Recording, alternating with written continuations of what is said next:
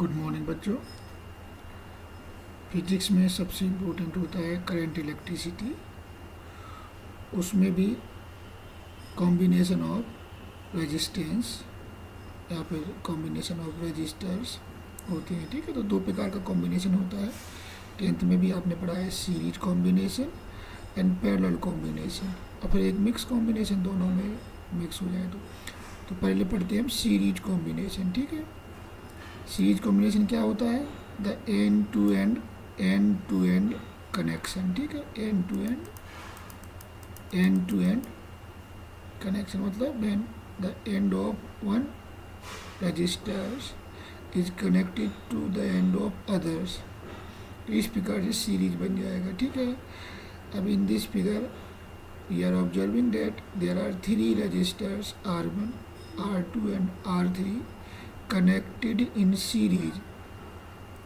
तो in series combination, ठीक है, in series combination the current is same. ठीक है, द फ्लो, जो करंट फ्लो हो रही है ना इसमें, देखो इस प्रकार। तो सीरीज कॉम्बिनेशन में करंट सभी रेजिस्टेंसेस में सेम फ्लो होगी और पोटेंशियल डिवाइड हो जाएगा। पोटेंशियल डिफरेंस जो B है वो तीन पोटेंशियल डिफरेंस में डिवाइड हो जाएगा, V1, V2, V3। The potential difference across the register R1 मान लेते हैं, ऐसे R2 एंड R3। तो टोटल B कितना हो जाएगा यहाँ पर? V1 plus V2 plus V3। ठीक है, तो इसका मेन कंसेप्ट है कि सीरीज वाले में करंट सेम रहती है और पोटेंशियल डिवाइड हो जाता है रेजिस्टेंस के एंड्स के अक्रॉस। तो इसमें V equal to V1, V2 and V3। तो V इक्वल टू क्या हो जाएगा? अकॉर्डिंग टू ओम्स लॉ क्या होता है? V equal to IR। तो I तो सब में सेम है, IR1, IR2, IR3। I यहाँ पर कॉमन आ जाएगा, तो ये क्या हो जाएगा अपना R1 plus R2 plus R3। ठीक है, अब according to Ohm's law V equal to IR हम मानते हैं कि R क्या है? इक्विवेलेंट रेजिस्टेंस है। ठीक है, R क्या है? इक्विवेलेंट रेजिस्टेंस है। तो यहाँ पर V इक्वल टू क्या मान लेते हैं हम? जो टोटल V है करंट, और R क्या है? सीरीज का इक्विवेलेंट रेजिस्टेंस, इसको RS भी बोल सकते हैं। जब इसमें हम क्या रखेंगे? IR रखेंगे तो I से I कैंसिल हो जाएगा। ठीक है, I से I तो कैंसिल हो जाएगा, क्या बचेगा? केवल R बचेगा, R1 plus R2 plus R3। देख रहे हैं? तो सीरीज में जो रेजिस्टेंस होता है इक्विवेलेंट, वो सभी के इंडिविजुअल रेजिस्टेंस के सम के बराबर होता है। और कंसेप्ट में देखें अगर, तो जो इक्विवेलेंट रेजिस्टेंस होगा वो मैक्सिमम रेजिस्टेंस की वैल्यू से ज़्यादा होगा।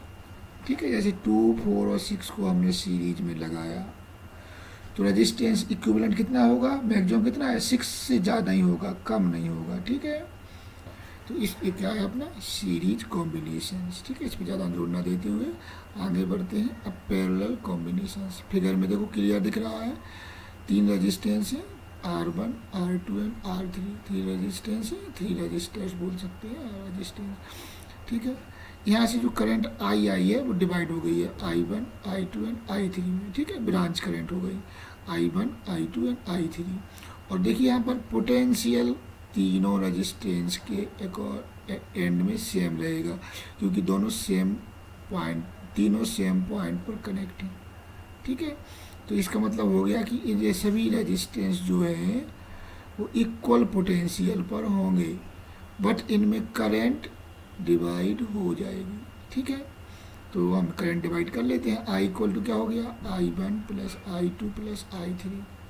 अब I इक्वल टू क्या होता है? V upon R। तो यहाँ V तो सभी में सेम है, R1, R2, R3। ठीक है, जब यहाँ V कॉमन ले लेंगे तो 1 upon R1 plus 1 upon R2 plus 1 upon R3। ठीक है, इस प्रकार जब हम इसमें वैल्यू पुट करेंगे V इक्वल टू IR, तो ये V नीचे आ जाएगा, कहाँ आ जाएगा? डिनोमिनेटर में। तो I अपॉन V क्या होता है? या ऐसा दूसरे प्रकार से कर सकते, चलो ठीक है, कि इसमें I इक्वल टू क्या हो गया? V upon R। इसको हम आई की वैल्यू पुट करेंगे यहाँ पर, तो बी से बी कैंसिल हो जाएगा, तो क्या बनेगा 1/RP, मतलब equivalent resistance in parallel combination. ये क्या बनेगा 1/RP या R equal to 1/R1 plus 1/R2 plus 1/R3। ठीक है, तो मतलब the reciprocal of equivalent resistance is equal to the sum of the reciprocals of individual resistances। ठीक है, अब इसमें देखिए, इसमें एक कंसेप्ट है कि जो पैरेलल में कनेक्शन है तो इक्विवेलेंट रेजिस्टेंस सबसे कम वाले से कम होगा। 2, 4, 6 को हमने पैरेलल में कनेक्ट किया, तो जो इक्विवेलेंट रेजिस्टेंस होगा वो 2 से कम होगा। ठीक है, 2 से कम होगा। जनरली कैलकुलेशन करते समय हम दो रेजिस्टेंस को कैलकुलेट करते हैं, तो क्या करते हैं, ध्यान रखिए, इक्वल रेजिस्टेंस का पैरेलल हाफ हो जाता है। ठीक है, 6 और 6 का पैरेलल कॉम्बिनेशन का इक्विवेलेंट रेजिस्टेंस कितना हो जाएगा 3। ठीक है, तो इस प्रकार ये बातें हमें ध्यान रखनी है। अब देखिए यहाँ पर सबसे इम्पोर्टेंट रूल है जो करेंट डिवाइडर रूल CDR। ठीक है, यहाँ पर देखिए ये 2 रेजिस्टेंस है पैरेलल में कनेक्टेड है, यहाँ से करंट आई आ रही है, तो कौन से रेजिस्टेंस से कितना करंट फ्लो होगा वो यहाँ पर रूल्स है। ठीक है, स्वाभाविक है, जहाँ पर रेजिस्टेंस कम होगा वहाँ करंट ज़्यादा जा रही होगी, जहाँ रेजिस्टेंस ज़्यादा होगा वहाँ करंट कम फ्लो होगी, इस बात का ध्यान रखना है। तो इसके 2 इम्पोर्टेंट फार्मूला हैं I1, देखो I1 और I2। फार्मूला में सिमिलरिटीज क्या है, डिनोमिनेटर में तो देखिए आप, डिनोमिनेटर में R1 प्लस R2, डिनोमिनेटर में R1 प्लस R2, मल्टीप्लाई क्या है IS और IS। सिर्फ क्या अंतर है, I1 में जो करंट फ्लो हो रहा है वहाँ डिनोमिनेटर में R2 आएगा। ठीक है, और I2 में जो करंट फ्लो हो रहा है उसके फार्मूला के न्यूमिनेटर में क्या आएगा R1, यहाँ पर न्यूमिनेटर में क्या आएगा R2। ठीक है, मतलब अगर R2 की वैल्यू ज़्यादा होगी तो करंट किस में फ्लो ज़्यादा फ्लो होगा R1 में, और R1 की वैल्यू ज़्यादा होगी तो करंट किस में फ्लो होगा I2 में ज़्यादा। तो ये 2 फार्मूला बहुत इंपॉर्टेंट है इस चैप्टर के लिए, ब्रांच करंट फाइंड आउट करने के लिए। ठीक है, I1 एंड I2 फार्मूला देखो बड़ा सिंपल है, याद कर लीजिए। डिनोमिनेटर में R1 प्लस R2 है, R1 प्लस R2 है, मल्टीप्लाई में टोटल करंट है। सिर्फ I1 में जब करंट फ्लो करना है तो दूसरे वाला रेजिस्टेंस को मल्टीप्लाई करेंगे R2, न्यूमिनेटर में R2, और I2 में करंट फाइंड करना है तो पहले वाले रेजिस्टेंस का रेजिस्टेंस न्यूमिनेटर में लिखेंगे R1। ठीक है, तो ये फार्मूला बन जाता है। इसी फार्मूला के बेस पर आगे देखते हैं।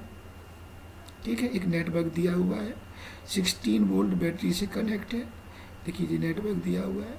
पहला क्वेश्चन है compute the equivalent resistance of the network. ठीक है, तो कितना सिंपल होता है, पहले 4 का पैरेलल क्या होगा 2 होगा नहीं होगा, एक 1 हो गया, और 12 और 6 का पैरेलल क्या होगा 4 होगा। देखिए 12 6 से जा कितना हो गया 72 अपॉन 12 प्लस 6 18, तो 4 हो जाएगा। ठीक है, ये कुछ बातें आपको याद रखनी है, जल्दी से सॉल्व करने के लिए फॉर्मूला होता है R1 R2 upon R1 plus R2। ठीक है, प्रैक्टिस की बातें हैं जी, जब प्रैक्टिस करोगे समझ में आएगा न्यूमेरिकल से। ठीक है, ये रेजिस्टेंस हो गया R। तो अब देखिए सब सीरीज हो गया टोटल, ये कितना है 2 प्लस 1 3 प्लस 4 कितना हो गया, देखो यहाँ पर 2 प्लस 1 3, यहाँ पर 4 था, कितना हो गया 6 और इसका 7 हो गया। ठीक है, हो गया ना, तो जो हो गया total 2 plus 1, total resistance of the circuit 2 plus 1 plus 4 equal to 7 ohm. ठीक है, और तो एक और कर सकते हैं इसको हम, अगर सेल के फॉर्म में ना लें तो इसमें कितना हो गया जी 8 हो गया। टोटल रेजिस्टेंस कितना हो गया है 8, जब तो सीरीज में है, ये भी तो सीरीज में है, तो कितना बन जाएगा। इसमें दूसरे प्रकार से सॉल्व किया है हम, टोटल रेजिस्टेंस कैसे फाइंड कर सकते हैं 2 प्लस 4 ये 2 प्लस 1 प्लस 4 प्लस 1 कितना हो जाएगा 8।